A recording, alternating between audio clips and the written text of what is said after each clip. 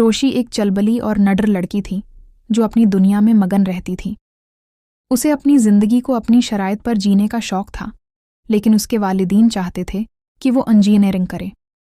दूसरी तरफ उसकी बहन माही, जो एक मिसाली बेटी समझी जाती थी, हमेशा उसे समझाती कि जिंदगी हमेशा अपनी मर्जी से नहीं चलती। मगर रोशी की आज़ाद तबीयत उसे ये कबूल करने नहीं देती थी। रोशी की सबसे बड़ी हमदर्द उसकी फूफी सलीका थी, जो हमेशा उसकी हमायत करती। वो समझती थी कि हर लड़की को अपनी ज़िंदगी के फ़ैसले खुद करने का हक़ होना चाहिए। फूफी सलीका खुद अपनी ज़िंदगी में कई तलख़ तजर्बात से गुजरी थी और वो नहीं चाहती थी कि रोशी भी उन्हीं मसाइल का शिकार हो।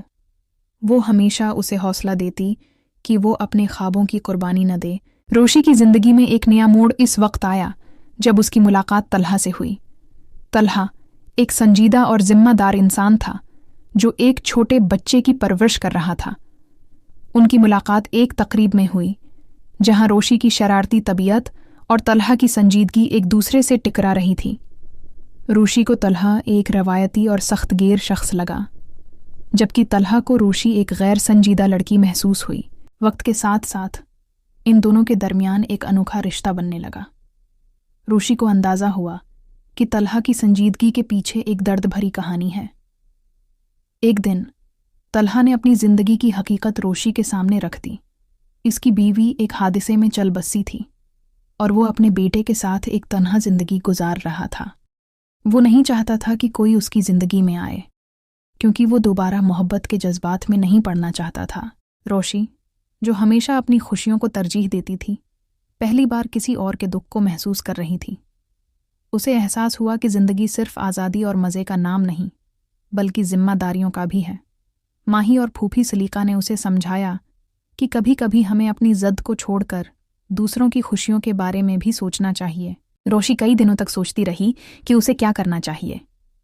वो तलहा से मिली और उससे कहा कि वो उसकी और उसके बच्चे की ज़िंदगी का हिस्सा बनने के लिए तैयार है। तलहा हैरान था, लेकिन रोशी ने उसे यकीन दिलाया कि ये फ़ैसला उसने अपनी खुशी से किया है।